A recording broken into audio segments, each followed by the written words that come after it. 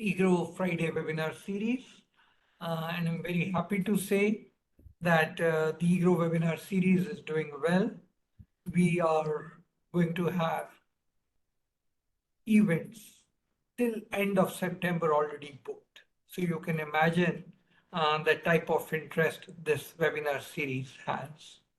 Chenzi, for your information, I'm sure you are aware of it, but we have had the good luck of hosting 5 Nobel laureates over here.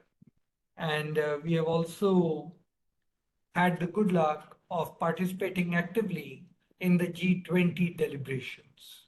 See, we did 21 webinars under G20 when India was at its presidency. We did on the new international economic order, we did on women empowerment, and we did on climate.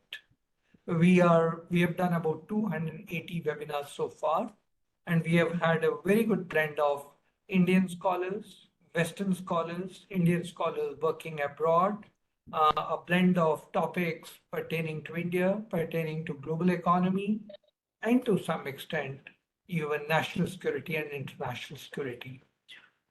We have also had 6 discussions on tariff wars, which you know is a burning topic as far as international trade is concerned. Macroeconomic data Now, set. now, today, we wanted to discuss this important paper of yours, which I found very, very interesting, the That is global it. database. I'm requesting everybody to please take care, switch off your mics. And in India, the databases are very important for any scholar. Sure, that's why you worked on it. And there have been so many databases in the world which we have been using and relying upon. So when this paper came out, we were thrilled. That's why we requested you and your team to come and do a presentation with us. To chair this session, we have our country's chief statistician, Professor T.C.A. Anant, who's worked long years as professor at the prestigious Delhi School of Economics, including he was the head there for some time.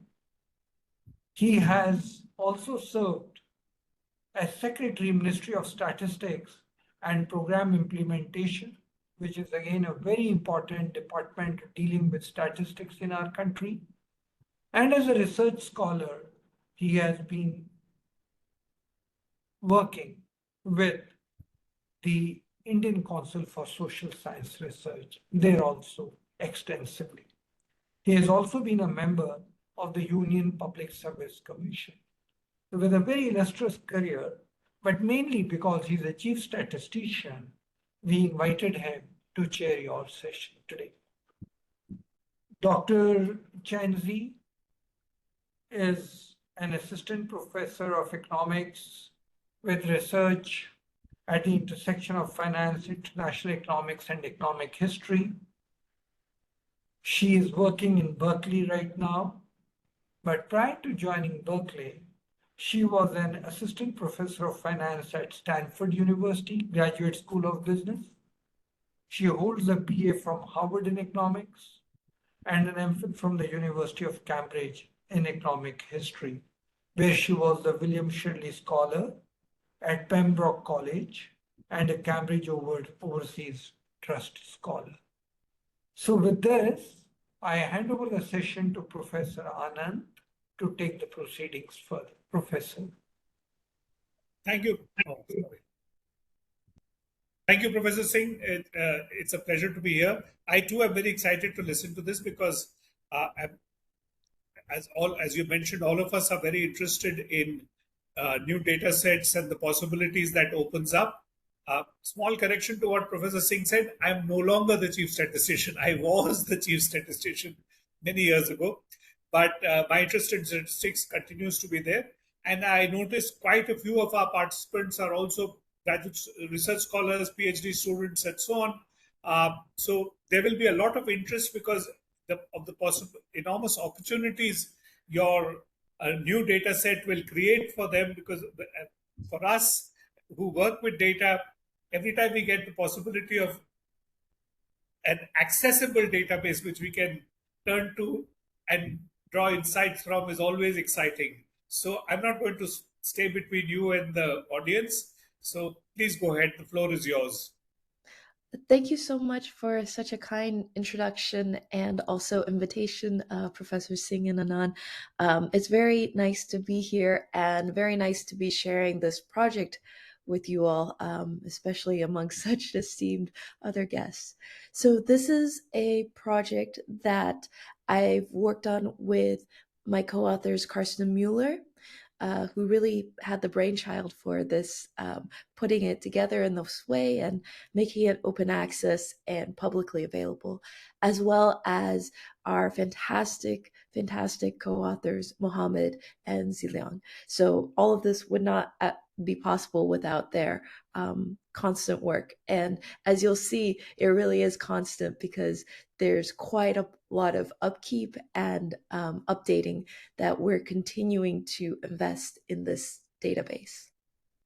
All right, so I'm going to start off with just a little bit of motivation, which is that there are lots of questions key to economics that actually benefit from having access to these broad international macroeconomic data. You know, when I started my career, I didn't exactly brand myself as a macroeconomist, but I think that most of us have interest in what are fundamentally macro questions and which could be pursued using macro data. So, for example, many of us are interested in development and the sources of growth, especially in the long run. And there's a fundamental question of what causes this growth, and do we actually see countries converging in their growth paths? Another big question that's of personal interest is thinking about financial crises and in particular their aftermath. How long do the scarring effects of financial crises last? And are these in fact perhaps permanent, or what determines the differences in the recovery trajectory?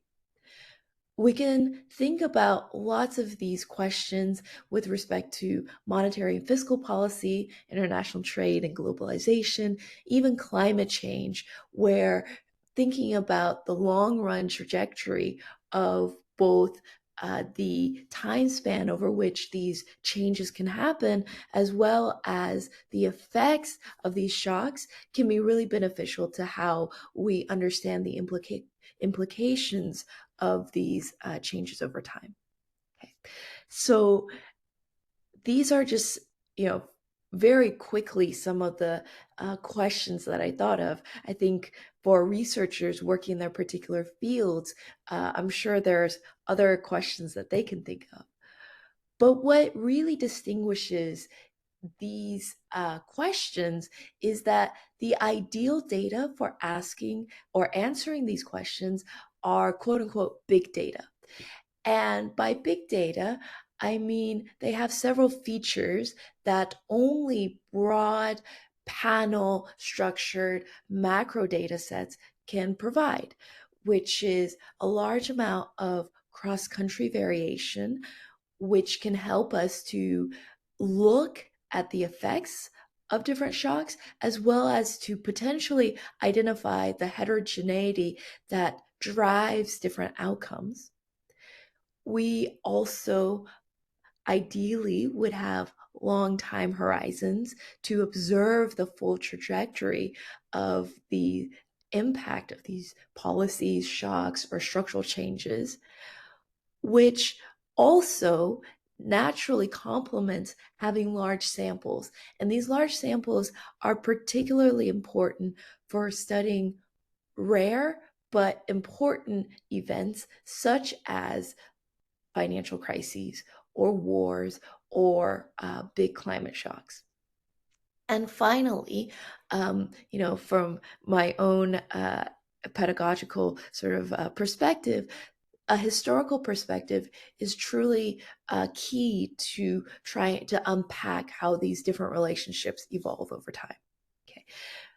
All of these criteria, though, is a quite high order for researchers. So the challenge, if you were to try to create such a data set for yourself, is that the primary sources that are available publicly, at no charge, but even the ones that are privately available where you have to pay for them, tend to not meet the quality that you would ideally want for these different criteria. So, for example, international organizations provide data which are really a huge public service, but they tend to all start at the earliest in the 1960s, but many of them start in the 1970s, which is sort of the era of the beginning of the second globalization in world economic history. And so even though that's fantastic for studying the last 50 years or maybe even 70 years, it doesn't even cover the world wars. It doesn't cover many of the large political events, such as changes in, country independence. This is particularly relevant for emerging economies that gained independence in the 19th century or the 20th century. And so, for example, the World Economic Outlook begins in 1980, the World Development Index starts in 1960, the Penn World Tables in 1950. So if we were to step away from these publicly available data sets, we would turn to perhaps academic sources that researchers have put a lot of effort in putting together. However, these tend to suffer from both restricted country coverage as well as limited variable selection. So, for example, the Georgia Shular-Taylor Macro History Database, which is a truly fantastic resource, and we've gained a lot of insights about macro history from their work. Well, its focus has always been on advanced economies defined in the 19th century. And so if you were to map those 18 countries, you would see that we're not actually covering much of world GDP, nor are we covering, quite a bit of the world overall. In addition, these databases, as researchers know, tend to be created for the purpose of writing academic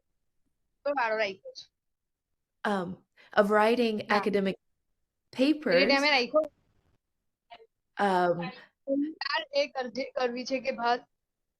Excuse me, I think someone doesn't have mute on and has the microphone on. Can you everybody mute their mics as they join the meeting? Please make sure that the mic is muted.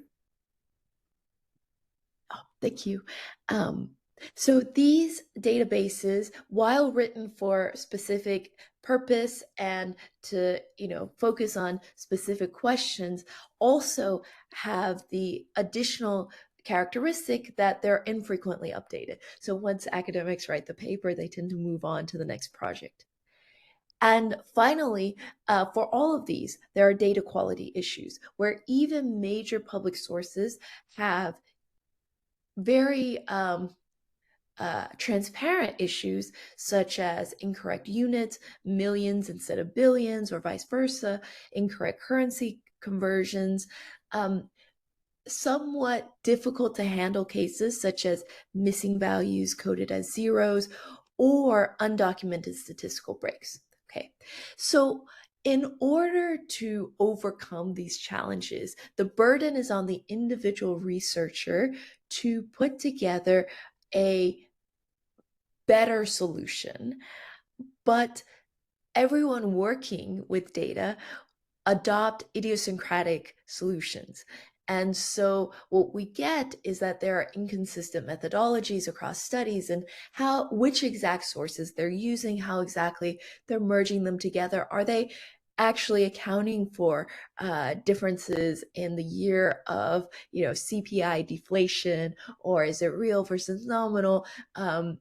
All of these issues create a lot of burden on the individual researcher to document and to make transparent these decisions, but also on anybody who is then turning around and trying to replicate these studies, often have to try to figure out how these databases were constructed.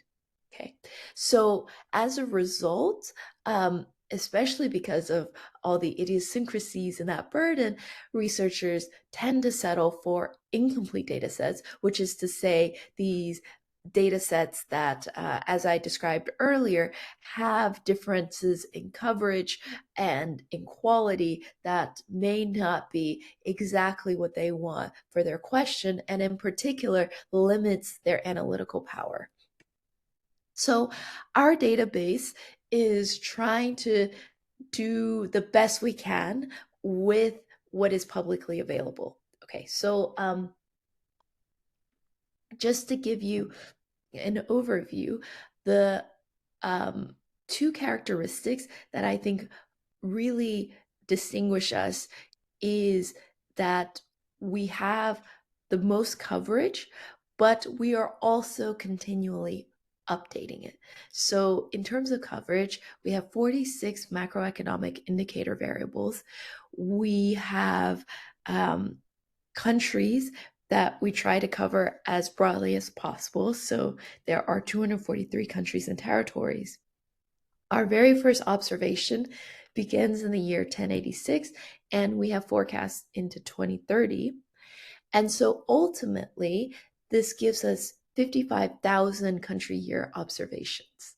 Okay, so we have a website, this globalmacrodata.com, that actually has extensive coverage of exactly what we do. All right, so there are 3 ways to access it. We have the web portal, where again, you can go straight to the website and download the data. This always has the most recent version as well as the legacy versions in case you're trying to look at the versions of data that other researchers use. We have direct CSV files as well as data file downloads. We even have a data command. I apologize. One thing here is that the command is actually all in lowercase because that's how data commands have to be written. So if you just all lowercase net install GMD and then write down the variable that you want, for example, real GDP, you would get the panel of all our countries and years and the real GDP variables. So just to compare it to other sources, what I've listed in these rows here are publicly available data sets.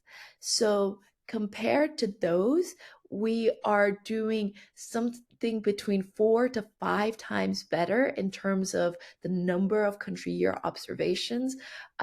Obviously, because we include not just advanced economies, but all the countries in the world, we're doing quite a bit better than the macro history database.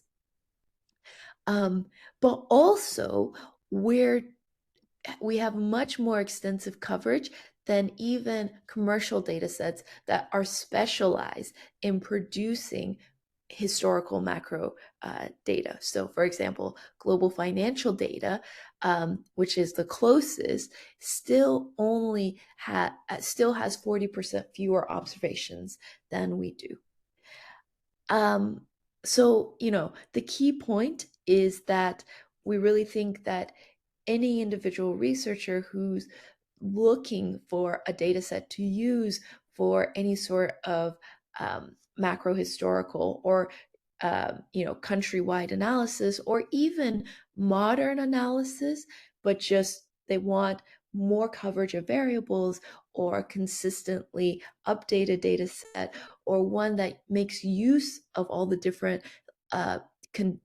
more recent data out there, would find that our coverage extends beyond those public sources. So let me just give you a sense of the variables that we include. And, this is a constant work in progress. And I really want to emphasize that we're very happy to take feedback. And in fact, we rely on the feedback and the input that we've gotten from the research community. In fact, the updates that we've had since our initial release, we're on version 3, has really benefited from people emailing us and pointing out where we've had errors or where they found confusions. Luckily, it's not too many, but it has really helped us to already improve the quality of what we're doing. So as most data sets, we begin with national accounts. This is GDP, nominal and real. We have deflators, investment, consumption, and population. We also have coverage of the external sector or the international component of countries' development, which includes their current account, trade balances, and exchange rates. We have government finances, including revenues, tax revenues, expenditures, debt and deficit levels. We have money and interest variables, prices, and financial crises. So for nominal GDP, for example, our first data point is in 1086 with the UK, and we have projections to 2029, and that covers 229 countries. For exports, we see 225 countries, and for long-term interest rates, of course, that coverage is less, is going to be smaller just because fewer countries have fully developed financial markets, but that's going to include 84 countries. Okay, so visually, we can also show you how our dataset coverage varies by variable, so by macroeconomic indicator. What we're plotting here in this first figure is the number of country year observations for each particular indicator that we have, where we're showing the number of observations that we have in blue compared to the next best source in red. And so as you can see, even systematically across all variables, we're doing anywhere from 20 to 100% better because we're more than doubling the coverage. So for example, for government debt, the next best coverage comes from a data set that has just about 7K observations, whereas we have closer to 15K observations. But as you can see, our data set is really strongest in looking at classic markers of development and integration, such as trade data, the exchange rate, real GDP, as well as government expenditures and revenues. Okay, so I'd like to tell you now a bit about how we actually constructed this.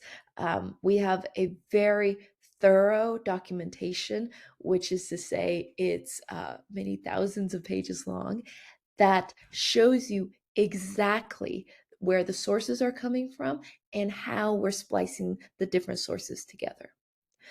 I'll show you some examples in just a bit, but we can also navigate to the website and see that how we've organized these data sets.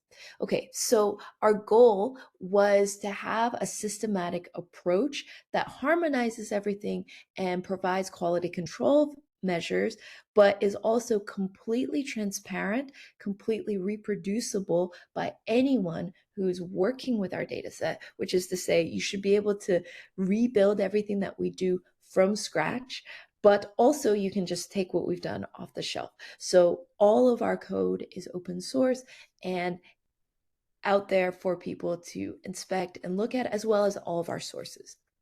So the first thing we do is we pull the most recent update of our source. So we have 32 current sources. What current sources means is these are sources that are being updated as we go. So for example, the IMF puts out the World Economic Outlook every year. It puts out the International Financial Statistics. And when it does this, not only is it creating new data for the latest years of coverage, but also it tends to revise previous years of data based on better records or new additions they may have come across. So for example, GDP numbers tend to be revised for even many years after that particular year has passed. This is also true for the World Bank. They are constantly creating data, the OECD, the BIS. So these are current sources where we are actually pulling the live, most recent version, and that allows us to bring in any updates that our sources have made into our database.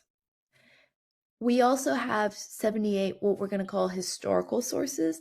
What we mean by that is these are sources that have been created and tend to not be revised. And so they're just, they're static sources. So country specific archives.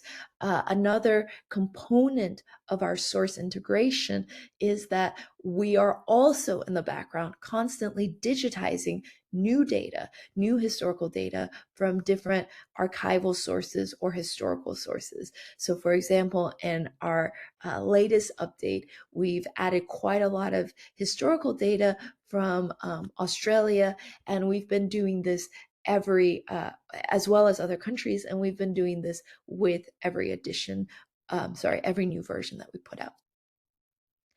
A key part of what we do, though, is that there's an automated pipeline.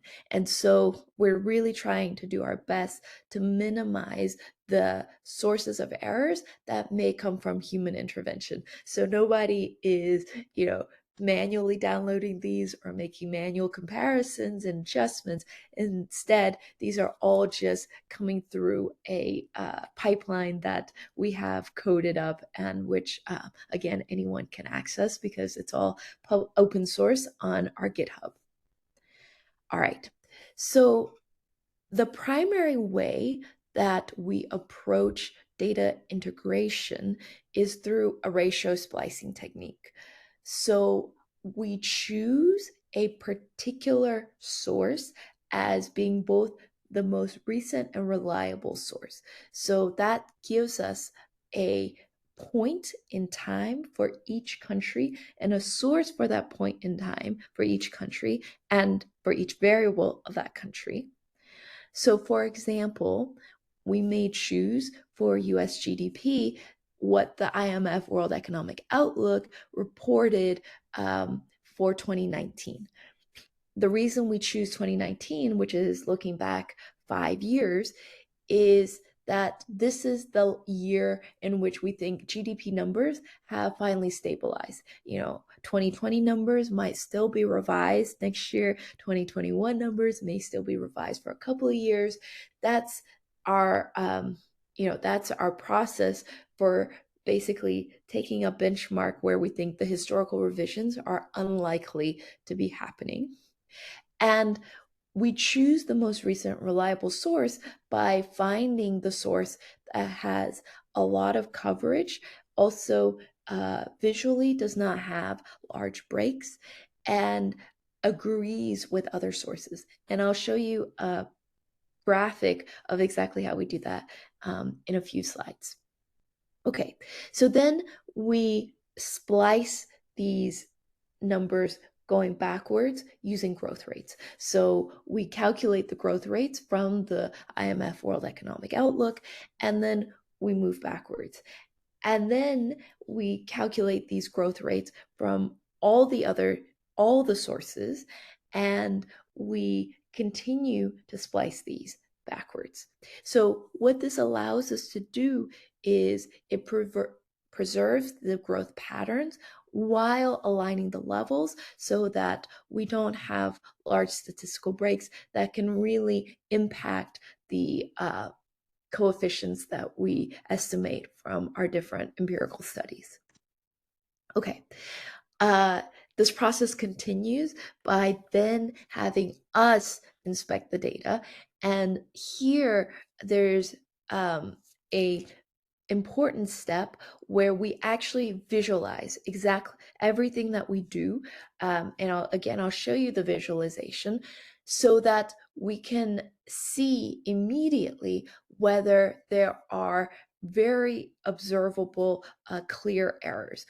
For example, even in sources like the World Bank or the IMF, we have found that sometimes they report observations as being in units of millions when in fact they're in units of billions. And so you have these 1,000 level jumps in the data, which are clearly an error.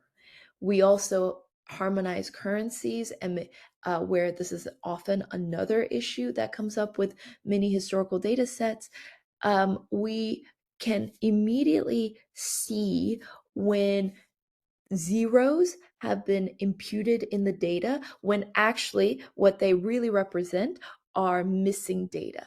And this is a truly very important source of bias. For example, there's a recent paper that has been looking at tariff data, and in particular the way tariffs are written down and presented to researchers if you were just to download bilateral tariff data. And here, the missing values being coded as zeros, the moment you plot the data, you would immediately see that this can't truly represent the real process of tariffs, but it's what researchers use, and it's often the case with other macro history variables as well. Okay, so what we have after all of these steps is a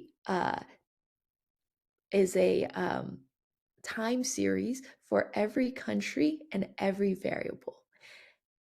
And so what we do is we actually document exactly the sources, and we show our data set plotted against all the other data sets by country, by variable. So this is why we have a 7,000 page appendix.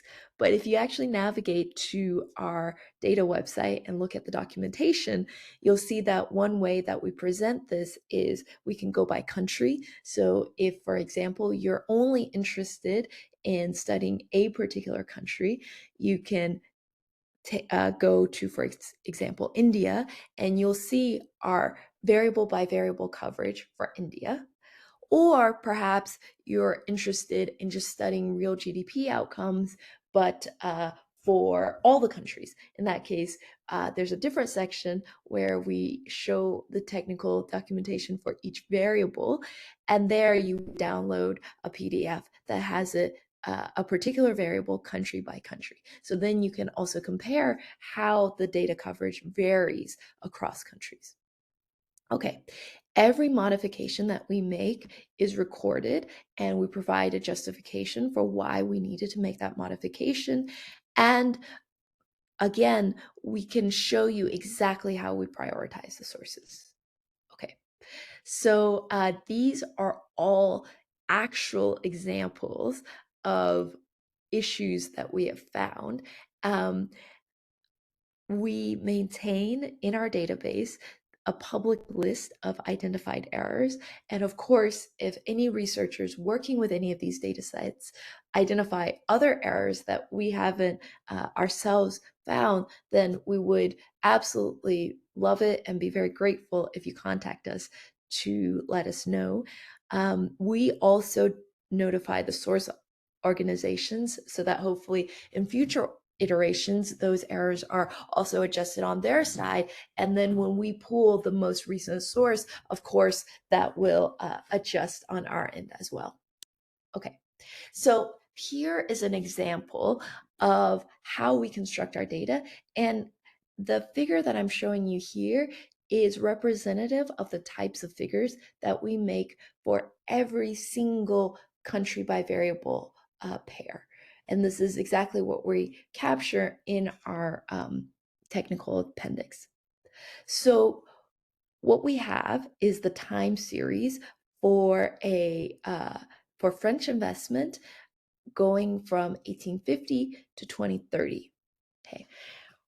What we're plotting in the dots are the different publicly available data sources that all cover investment in France. Okay, so what you can see is that one of our earliest coverages comes from this JO source, but by the time we get to the 1970s and the 2000s, there are many overlapping sources. So the OECD in orange here, the IMF in this copper color, as well as the World Development Index, as well as the IFS, not just the WEO. And as we go back in time, you can see that, in the interwar years, it was really the OECD that has some data for French investment. And then as we go farther back in time, coverage is even more scarce. Okay, so what we have also, and this is not shown in this particular screen grab, that this particular figure, is above these figures in our technical appendix, we have a table that tells us, that says for each range of years, what is the source that we're using to compute the growth rates for our splicing techniques. And so that's telling you exactly which source we're prioritizing as having the best quality. Okay, so how is this working in practice? Well, we start with the 2019 IMF WEO as our baseline. We say that this is, these data here are the best quality, have the best coverage. This is in the purple. And so in 2019, we fix that level, and then we use the IMF WEO to calculate growth rates, and we go back in time until the first here break, which is when the WEO coverage stops, and so we have to transition sources. And so again, in the table that we have in the technical appendix, it will show you exactly which source we transition to. And so with our transition source, we then calculate the growth rates and we splice the levels. And so our database estimate is the black line, which is actually directly behind these dots. So we're lining up perfectly. Now, as we go back in time, you can see what's happening here in the 20th century is that there are only two sources. We're choosing the JO source as being the OECD, the JST source in this particular 1870 to 1914 range as being the most accurate. And we use their growth rates to, again, splice to the previous levels that we had, which gives us our level difference relative to the underlying sources. So what this gives us is it keeps us from having artificial level breaks when we have to change sources for coverage. But as you can see, it 100% preserves the growth rates in the patterns of the underlying data. Okay, so the vertical lines show these source transitions, and we have documentation of exactly which sources we're using at each transition. And so, as I highlighted, we're keeping the historical growth patterns, and we can incorporate later forecasts, but we're able to have a coherent, level database. Like I said, there is an exhibit like this for every country variable combination, which is why we have a technical appendix that is over 7,000 pages long. All right. We also provide for every country a graphic of the coverage and the number of sources that we have for each variable. So we're just putting together the time series plot that you see here, except we're just counting the number of sources and we're putting it all together in a way that's much more accessible. Okay, so here's the data set coverage for Sweden, which starts in 1300 and goes to 2030. And what we're showing here is a heat map of how many sources there are for each set of years and for each variable. As you can see, this heat map is darkest starting in the 1950s. That's really when good coverage begins.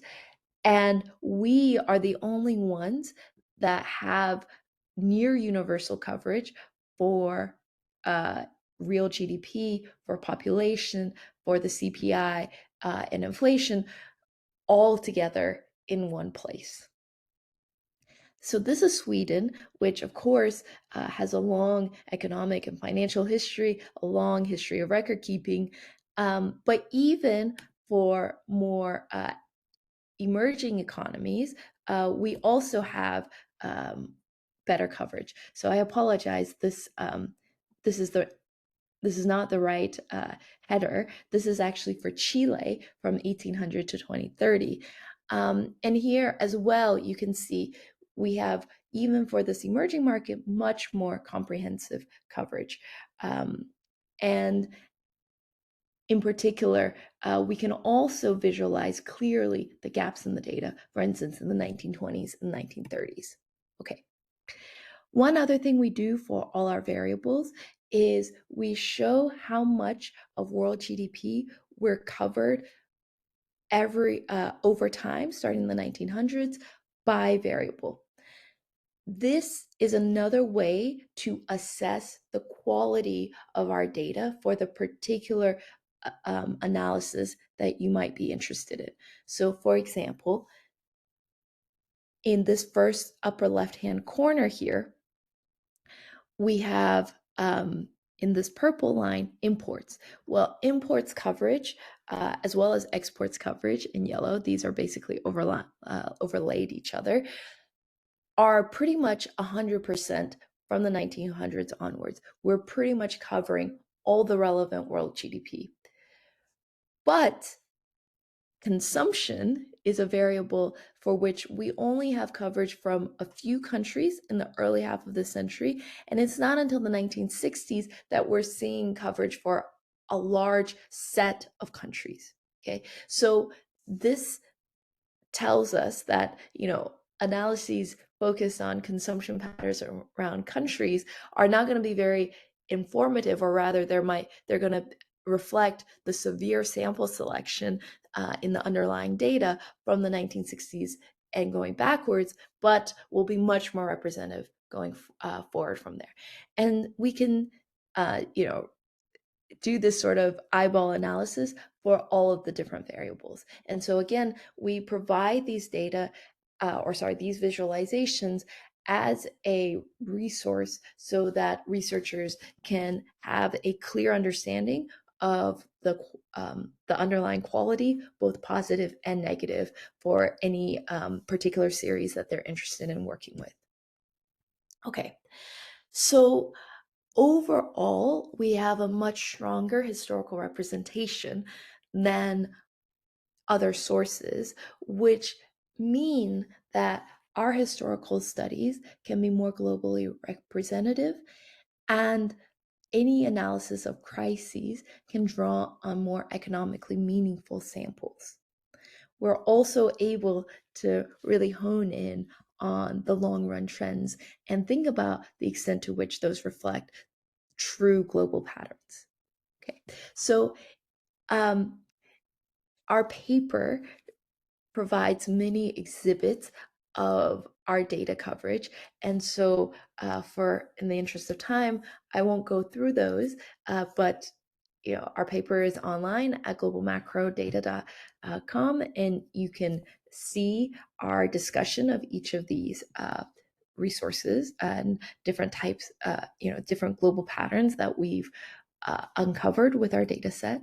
But for the last, let's say, 10 minutes before I take questions, I want to discuss two research questions that we have been working on using these data.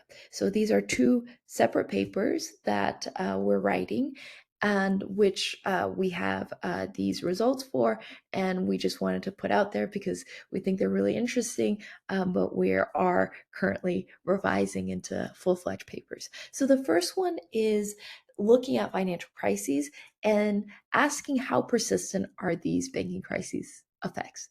Now, this is a topic that's really near and dear to my heart because my job market paper was about a particular banking crisis where one of the results was that actually in trade patterns, we could detect differences in the patterns of trade for even 5 decades after the crisis. And this was a quite a bit bigger than the academic record had shown so far. In particular, studies looking at mini crises tended to look at just a short time after a crisis because, again, of data limitations. And so they tend to only observe 5-year or maybe 10-year horizons. But our approach is just to let the data speak for itself. And because we have such a broad data coverage, we can actually extend our prediction windows to 50 years. So our methodology is one that, for example, my colleague and my co-author Karsten has used many times, which is just to follow the evolution of these outcomes over time with a local projections approach. We used various definitions of crises, including one that Karsten himself has worked on. And as I said, we have very comprehensive country coverage, and we focus on the last 2 centuries. Okay, so in this first paper, our key finding is that these GDP losses, real GDP losses, are highly persistent, much more so than we saw in prior studies. Okay, so in the first panel here, I'm showing you the GDP, the real GDP evolution in the years after the shock. So this is up to a 50-year horizon where we have different sets of controls. We can control for lags of 5 years, 10 years, 25 years, again, because our data are so comprehensive. The bottom panel is showing you the same exercise where we focus on the subset of data for which we have a balance panel, which is to say here our estimates are not being affected by potential entry and exit of different countries. So our key findings is that these losses are 15 to 20% of GDP even several decades after the initial crisis. Okay, so at least at the horizons that we see, we never have output returning back to its pre-crisis trend. So, when we look at US GDP, there's a quite striking pattern through most of its historical recessions, including the Great Depression, where if you just draw the trend line of growth, the US recovers back to that trend line. That was not true after 2008. Well, it appears that systematically it's not true for most countries over time. And this is actually completely consistent with earlier work by Sarah and Saxena, which was foundational for thinking about whether this recovery after crises is actually a true empirical pattern. Okay, so this finding has pretty strong policy implications. What we're continuing to dig into with this paper is trying to understand the ways in which there's heterogeneity in these long run effects. So which countries are better able to recover? What are the impacts on their fiscal balance, on government expenditures, and does that also have implications for other types of crises, for instance, sovereign debt crises? So these are all of the areas that we're able to go into precisely because we have such broad coverage with so many variables. The second paper that we're working on, and this is joint with Adrian Bilal and Diego Konzig, is looking at the the long run effects of climate changes. So the first, the first thing we do is we extend their analysis to be much to have much broader coverage, and we can look at farther in time. And so we find very similar effects that they find, which is that global temperature shocks have much larger costs than local temperature shocks, but also that there look like there are striking patterns in the cross-sectional heterogeneity of different types of countries. This here is a project that we're also, pushing much farther with different outcomes, thinking harder about mechanisms, and hopefully we'll have a draft of that by the early fall. Okay, so I'm going to end on just saying that one of our main goals with this database is that it both benefits the research community, but also is able to benefit from the research community, which is to say that we really value feedback. We value reporting errors where, if there's any public feedback, please let us know. We value source suggestions.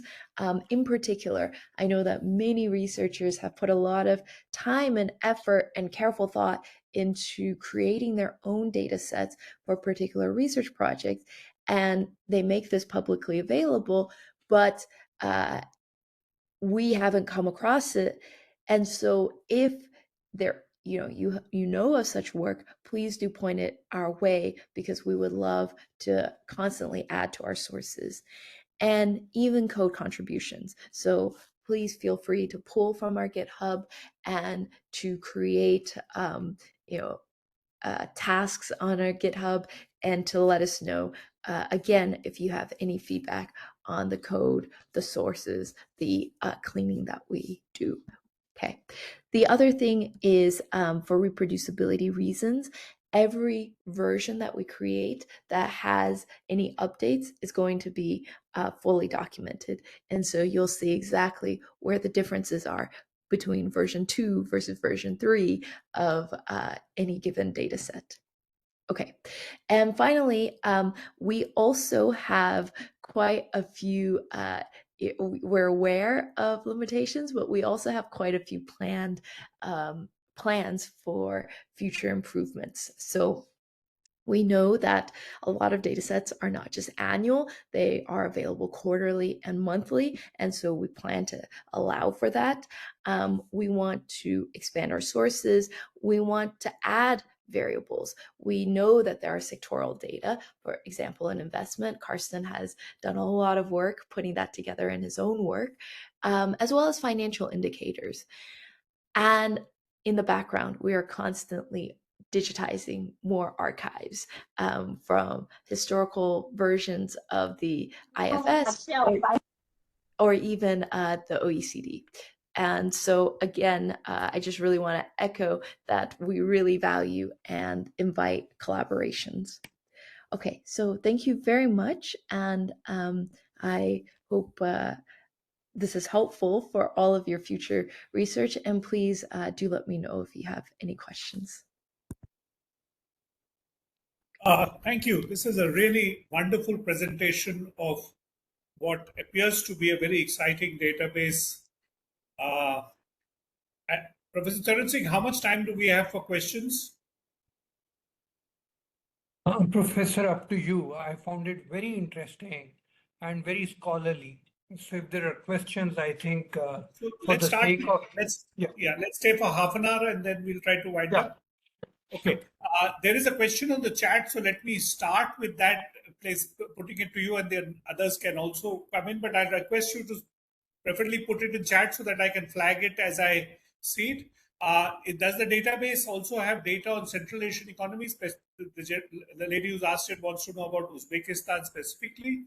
I'll add to this question: how do you deal with uh, things which emerge later when new countries emerge, or countries get consolidated? So, for example, the creation of the USSR and then its breakup into multiple countries. How did you tackle that issue? That's a that's a great question. So let me take the first question, and I'll actually just share my screen and show you. So I alluded to this. Can you see? Yes. Okay. I okay. So I alluded to this during the presentation. Excuse me. That we have full documentation, and so you can download the full technical documentation, but you can also do it by country and by variable. So Uzbekistan, I found in our list. So as you can see, you can go through all these different lists. And then what I downloaded for Uzbekistan is the representative appendix. And so we start with an overall coverage. All of the earliest source is 1800, where we have population. Really, we only start to see more macro variables after the 1980s. And so this is exactly our data and the underlying sources for these data. And this as well, this table here is precisely what I alluded to about how we do the splicing and which source we choose. So yes, we do have Uzbekistan, and in fact, any country that's included in any of these data sets, we have. But of course, the coverage is going to vary based on the underlying data. Now, if you know of archival records that would allow us to expand this, we would be very happy to add to it.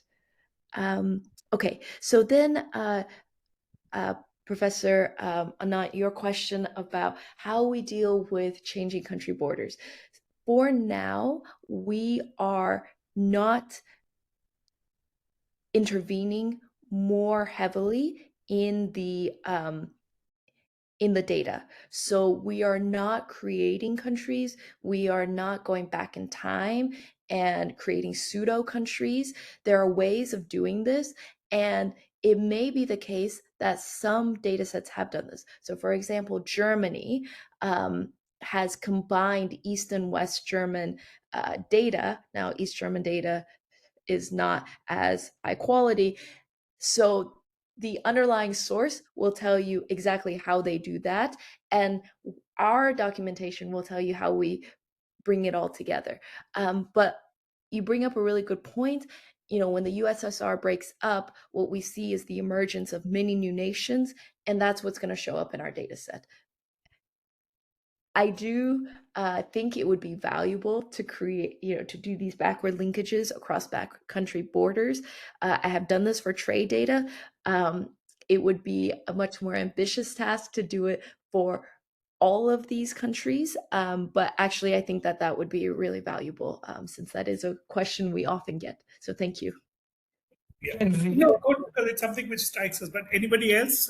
I just wanted to get the thing started. Yeah, Yeah. Professor Charat Singh. While you were making your presentation, I was looking at India and I downloaded it, and I really find fantastic data on GDP. I find from 1870, and then there are data from 1820 and imports data. So I do see that lots of extensive work, and because it's GDP from India, I could identify that it sounds reasonably well documented. Similarly, the data on inflation, the few that I could look at while listening to you. So, Chenzi, my question is, most of the data that I see here, I understand is in domestic currency. Is that So right? we have two units. We have domestic currency, the local currency, that's the RGDP value, but we also have a version which is in US dollars, debased to 2015. Okay. So maybe in this little time, I was not able to reach that data point. That sounds very interesting.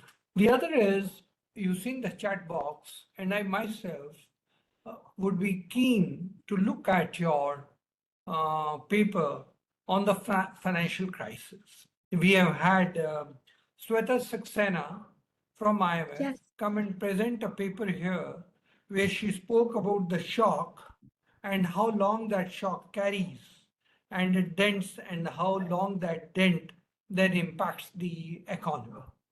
Now that you have a 50-year, as you mentioned in your research, you have a very long data set. So that means the memory goes for a very long time of any big shock. So that also would mean that the Great Depression of the 30s could have probably impacted us till 80s and maybe longer. So my question to you is, would you be comfortable in discussing that paper and we'll find a slot for you at EGROW? Oh, that's very nice of you to ask. I appreciate the invitation. Professor Saxena's work was really very foundational for me because her AR paper was, really put it on this map, this idea that recovery is not a guaranteed phenomenon. So, yes, so the way, all of these are meant to be relative to the counterfactual. What we're saying is that we don't recover the counterfactual trend. That's the main thing. Just whatever output losses you have, of course, you recover in levels, but you don't then recover more than enough to rebound to where you would have been. And so we feel that this is actually a very robust result, and that's primarily what we're working on. We would love to present the paper, but perhaps sometime in the fall, if that's all right. Yeah, I'll talk to Sweta Saxena and I'll ask her to chair that session. Oh, that's So, very yeah, kind so of you. I'll do that and I'll come back to you. Yeah. I noticed in the chat box, one of the people has asked a question which is there in my mind as well. So let me flag it. How does your data compare with the Angus Madison data over for the common years for which it is present?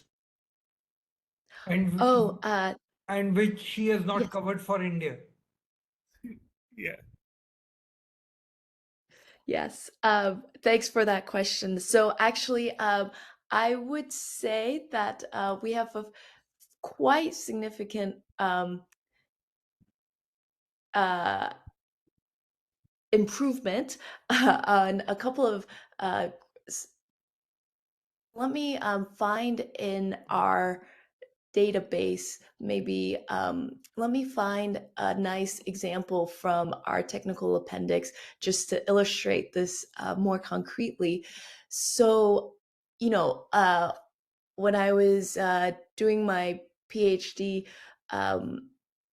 Robert Barrow was working on his work on rare disasters. And one of the points he makes in his paper with Jose Ursua is that, in fact, the Madison figures have this characteristic where they impute anything that's missing. They just impute data. And so this creates really bad selection bias because precisely when you have large crises, the data collection tends to also deteriorate in quality. And if you just impute the records, then you're going to get, you're just going to completely miss bad shocks. So I am, okay. I am scrolling through, for example, our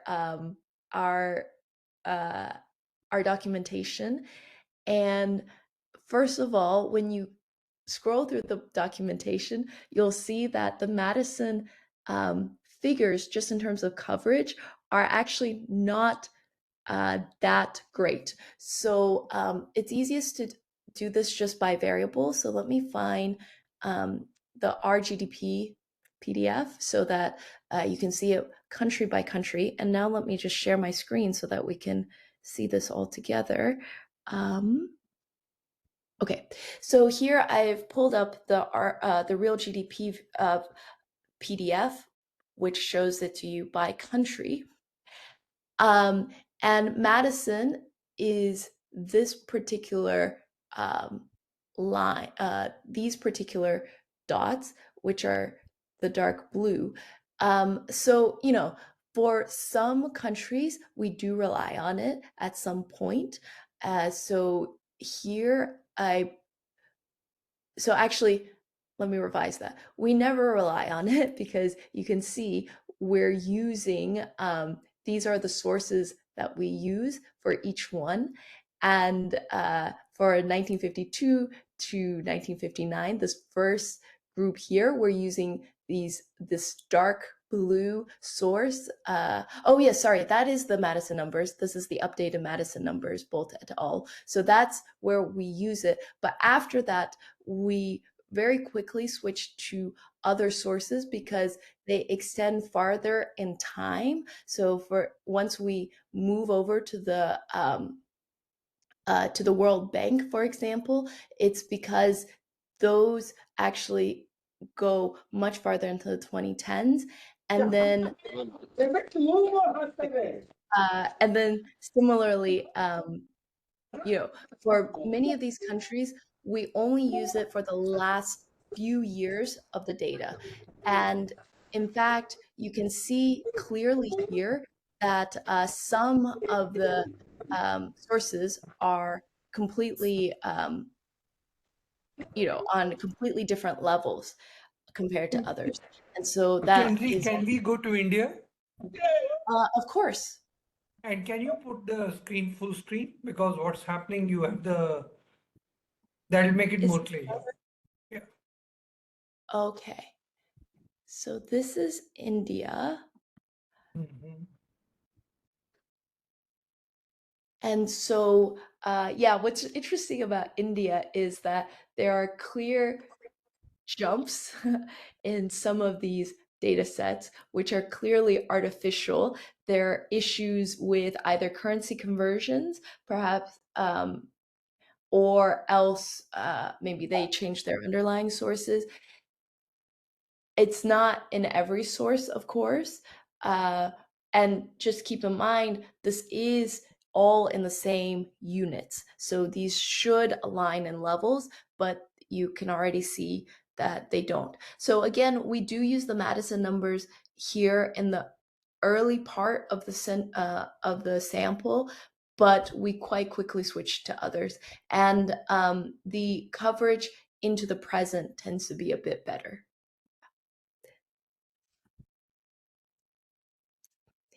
Okay, let me go back to the chat box and somebody else is there.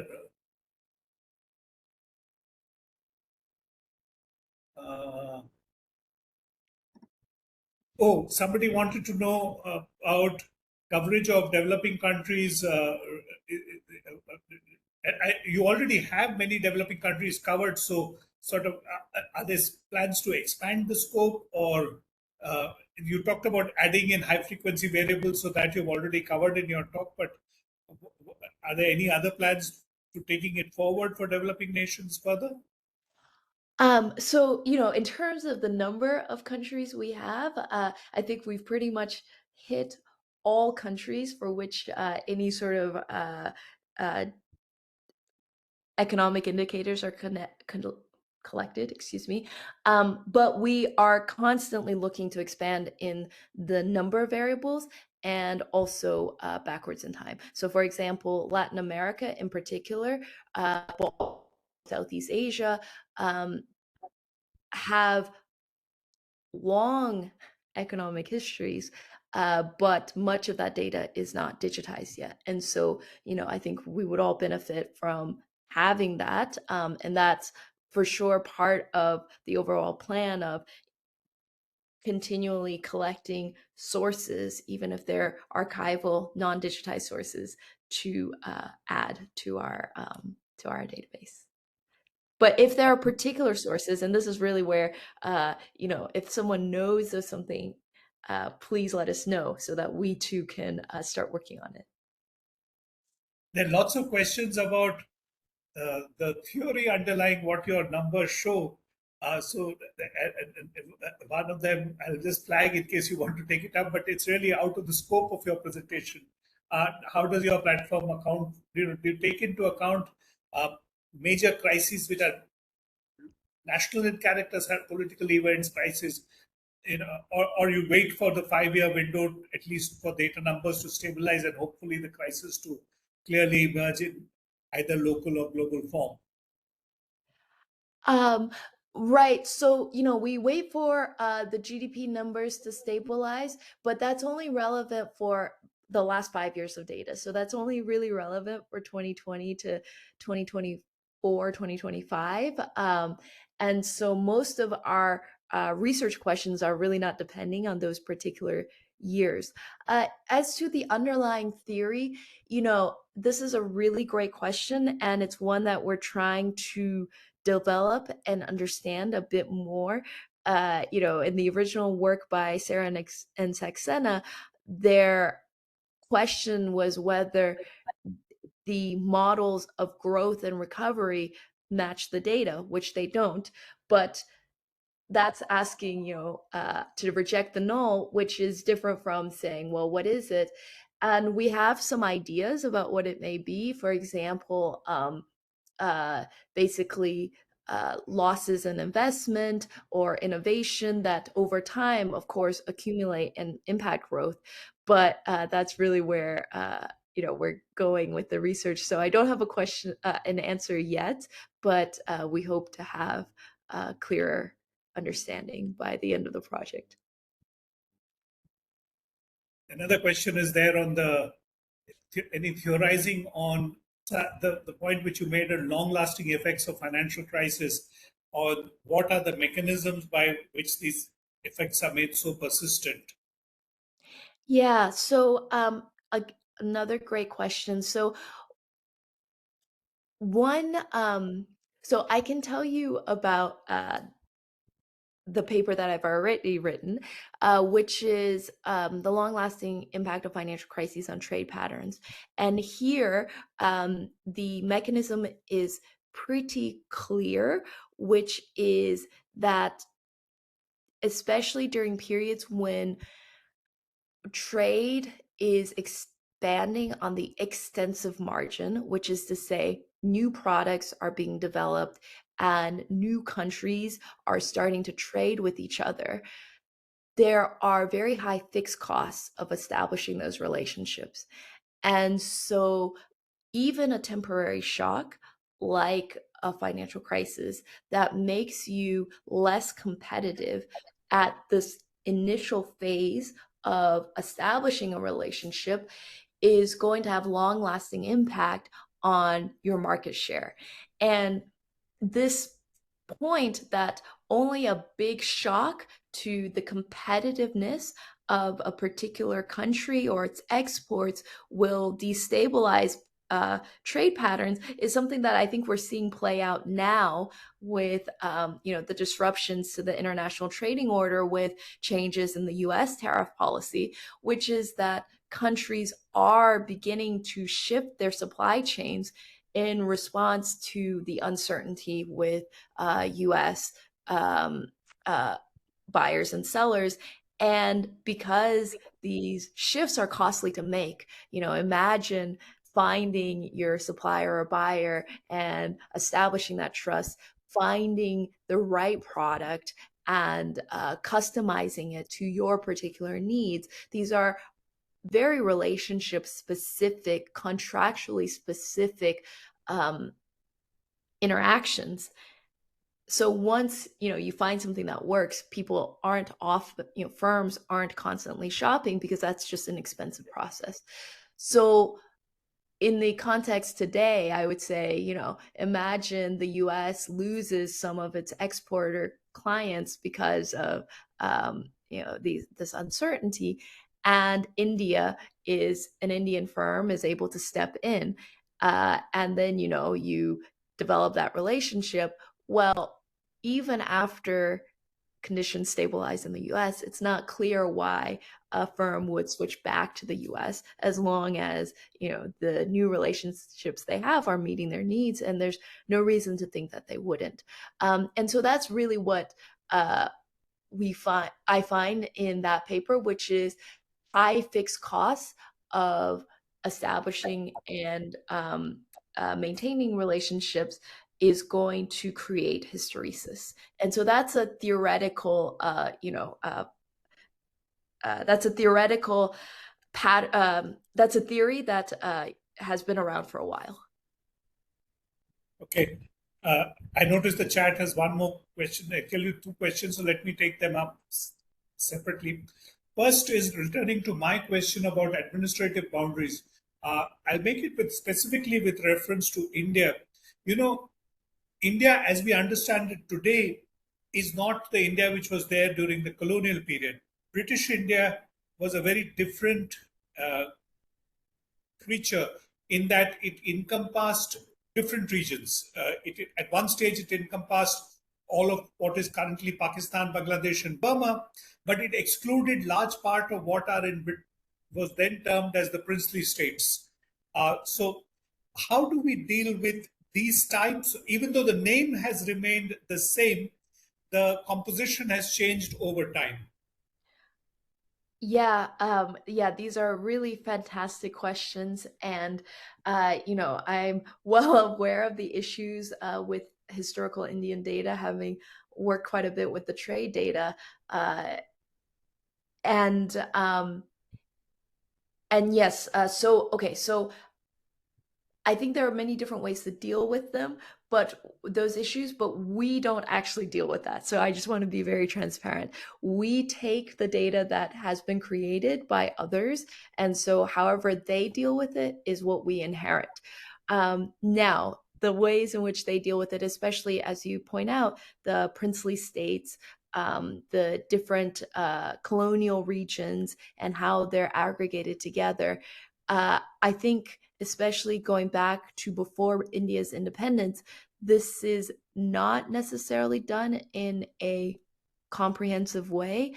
And again, your question makes me think that this might be a valuable direction for us to go in the future, to actually try to reconcile and create relevant historical boundaries.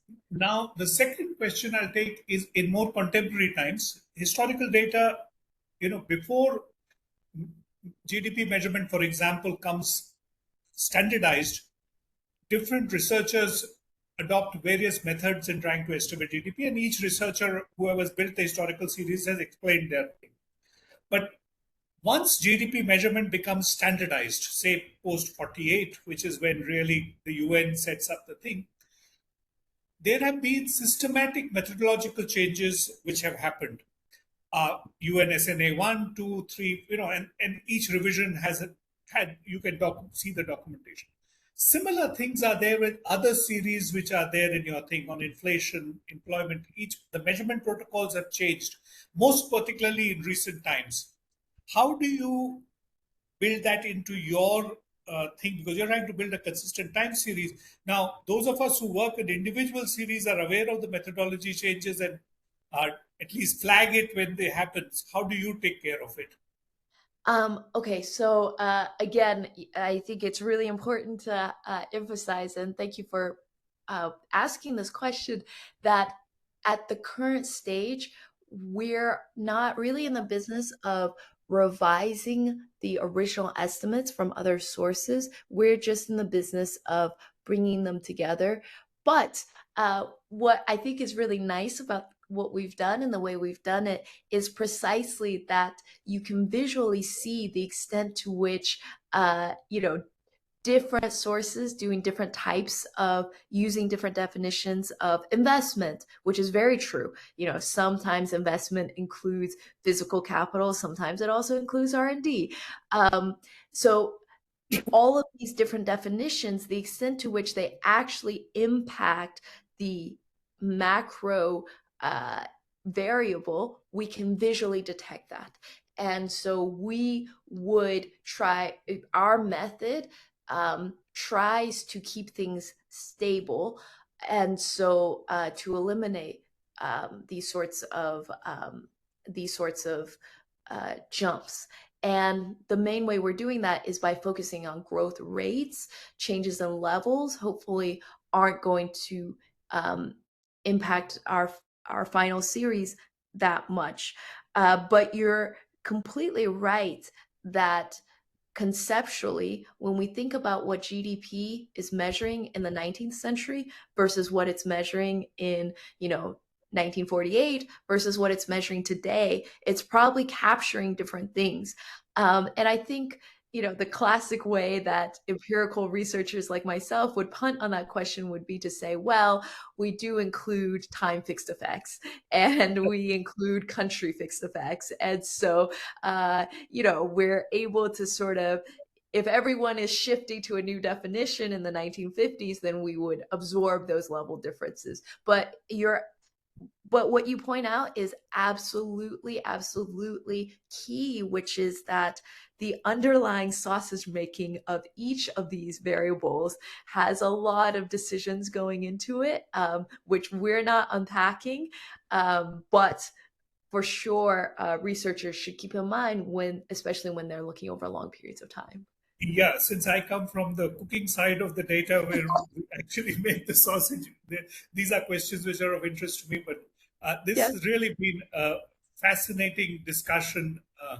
I noting the chat. I'm filtered out some of the questions because people have lots of interests. Many of those are difficult questions for you to answer because they're really not covered in the databases. So somebody wants to know about green GDP and happiness index. Somebody wants to know why there are so many gaps in unemployment data. And those answers are actually lie in the source data rather than in the methodology of merging, which is what you're talking about. And so it's really been a fascinating thing. Professor Charan Singh, I don't know, should we continue? How do you want to do this? I am really at your disposal. I've enjoyed reading it, and I plan to read this. And maybe you should create a method that I don't write journal articles anymore, but I plan to write a newspaper column using some of your material, and I'll share it with you whenever I do. That's fantastic. We look forward to it. Oh, I think somebody's trying to say something. You're muted. I think we should close now. Chenzi Okay. is on the other side of the world, and we are past our dinner time. Yeah. So, and she's past her breakfast time. She Yeah. must have had to start her day. So I think let me thank you, Chenzi. This was fantastic, fantastic. And the amount of hard work four of you have put in, and the way you have tried to explain to us, making it so simple for us. While you have been talking, I have been trying to go through your data set and database, especially for India. It's so thrilling that there is such beautiful data. I had hoped that there'd be lots of representation of the series coming from the first century, but you chose not to. And you chose to report from 1870. That is fine. That is okay with me. Not a problem. But if there are more series, please send them to us. We would love to incorporate them. Sure, that is true. But that series shows India to be very, very prosperous. And I find many Western economists ignore that series. Whereas we cherish that series in India, but that's okay. So let me thank you for getting up so early and making this presentation to us. And of course, Professor Anant, you've been our chief statistician, and therefore you've been at the sausage side of the table, which is so true, which is so true. And many still say that our data is not the best of the best, whereas I think it is the best. Whereas I'm sure there's scope for improvement all the time. So I must thank you for accepting our invite at such a short notice. So we are going to get Chenzi again. Chenzi, we'll get to you on your financial crisis. Sounds to be very, very good. And as I mentioned, we'll ask Swetha to come and share it. So we'd like to learn from both of you. That will be so interesting. Important announcement.